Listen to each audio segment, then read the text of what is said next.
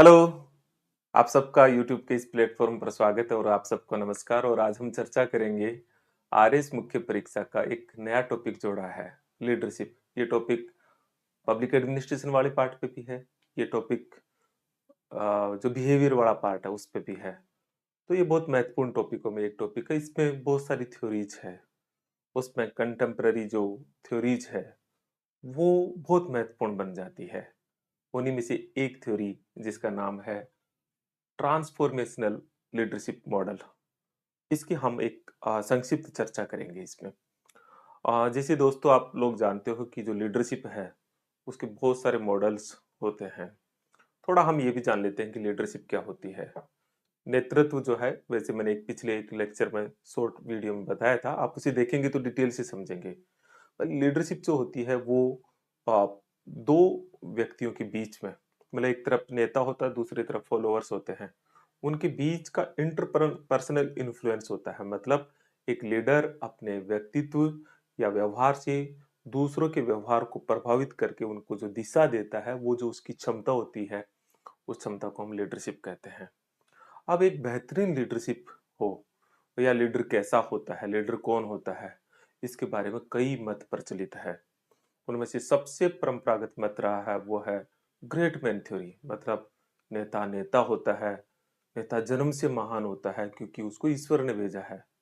फिर एक थ्योरी इसके रिएक्शन में आई जिसका नाम था ट्रेड थ्योरी, लक्षणवादी सिद्धांत नेतृत्व का।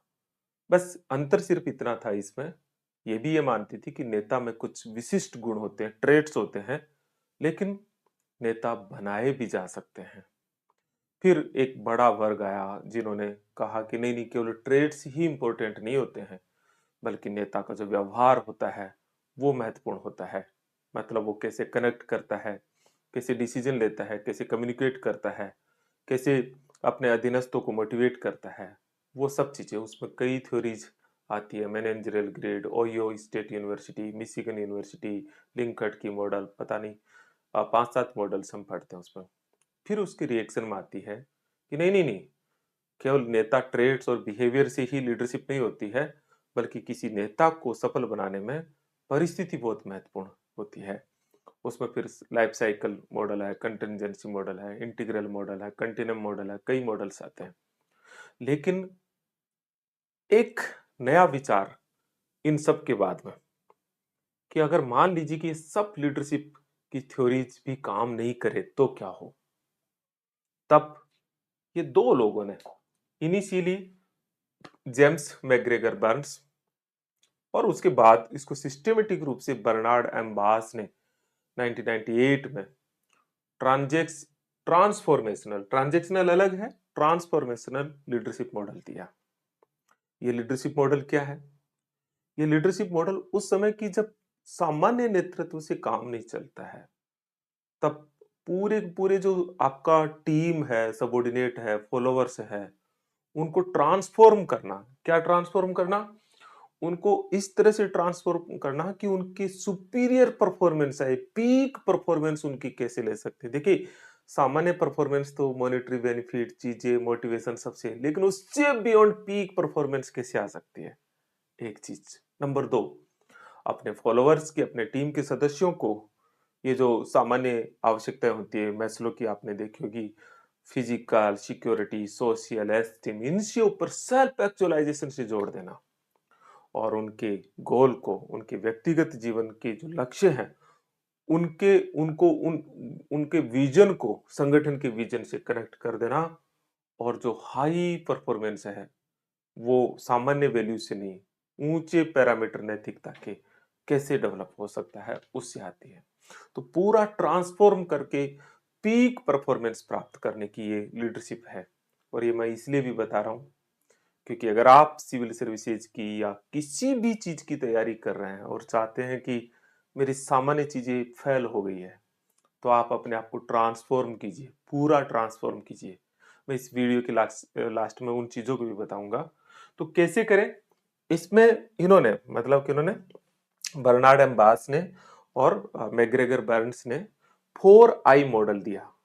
ये जो 4I मॉडल है वो क्या है, ये बहुत इंपॉर्टेंट चीज है।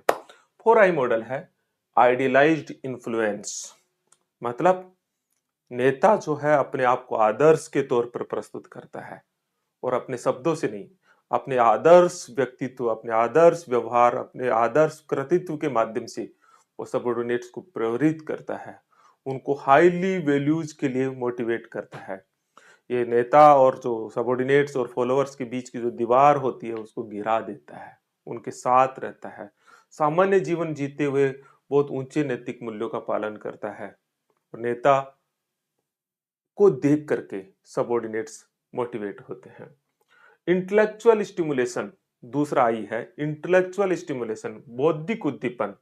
मतलब अपने सबॉर्डिनेट्स को, अपने टीम के सदस्यों को नेता समस्या का समाधान नहीं बताता, बल्कि समस्या को एक चुनौती के तौर पर प्रस्तुत करता है, और उनकी जो क्रिएटिव थिंकिंग है उस क्रिएटिव थिंकिंग को यूज करने पर बल देता है, उनको प्रमोट करता है कि वो क्रिएटिव थिंकिंग को डेवलप करें। तीसरा आई है वो है इंडिविजुअल कंसिडरेशन। मतलब व्यक्तिगत ध्यान रखता है अपने टीम के सदस्यों का, उनकी व्यक्तिगत समस्या होती है तो उसका ध्यान रखता है, साथ ही साथ उनका मेंटर बनता है, उनका एडवाइजर बनता है, उनका फिलोसोफर बनता है। वो उनकी प्रॉब्लम्स को सोल्व करता है, न केवल संगठन से जुड़ी हुई बल्कि व्यक्तिगत जीवन की से जुड़ी हुई प्रॉब्लम्स पे भी ध्यान देता है नेता, क्योंकि उनको उनका आउटस्टैंडिंग परफॉर्मेंस चाहिए होता है। और चौथा और अंतिम आई है इंस्पिरेशनल मोटिवेशन। मतलब ये कि अपने टीम के सदस्यों को, अपने फॉलोअर्स को, अपने सबॉर्डिनेट्स को नेता इंस्पायर करता है दीर्घकालिक विजन के लिए। उन्हें उनको उनकी ताकत का एहसास करवाता है कि आप ये नहीं हो, आप आपकी क्या ताकत है ना, उस अंदर भीतर छुपी हुई ताकत का एहसास करवाता है।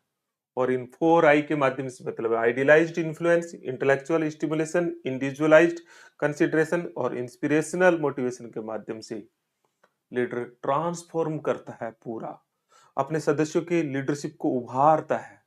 इसलिए ट्रांसफॉर्मेशनल लीडरशिप का मॉडल पूरे के पूरे जो टीम के सदस्य हैं उनके उनको ट्रांसफॉर्म करके हाईली परफॉर्मेंस के लिए तैयार करता है, बलिदान के लिए तैयार करता है। और आजकल मैनेजमेंट में इसको बहुत अपनाया जाता है। आप गांधी का पूरा नेतृत्व देखेंगे तो इसी तरह का नेतृत्व का एक बहुत बड़ा शानदार और सुंदर उदाहरण है। दुनिया में जितनी भी बड़े रिवोल्यूशंस हुए हैं उसमें लीडर ने अपनी जो टीम है उनको अपने व्यक्तित्व से, कृतित्व से ट्रांसफॉर्म किया है।